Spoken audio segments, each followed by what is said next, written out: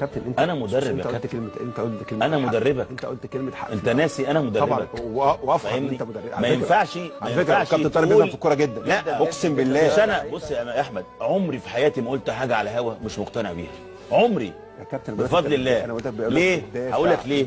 لا حتى ولو بدافع ليه؟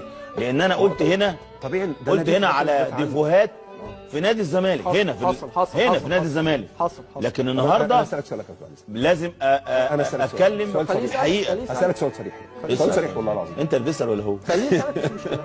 هو يتحدى عادي. بعد اذنك لا اتفضل يا كابتن. لا طبعا يقول كده بعد اذنك. انا طبعا لازم لا يا كابتن، المايسترو بتاع الاستوديو. طبعا. لا طبعا. قول يا شايف الزمالك بالصفقات دي ياخد دوري ان شاء الله؟ ليه لا؟ يعني انت مقتنع؟ ليه لا؟ انت شايف يا كابتن؟ لا طبعا. ليه لا؟ استحاله. لا طبعا. ليه لا؟ استحاله ياخد دوري. استحاله؟ لا طبعا استحاله. يعني بالصفقات دي صعب. يعني بص خد استحاله ولا صعب؟ بص الكوره فيها معطيات، اي حاجه في الدنيا فيها معطيات، صح؟ لا طبعا. طب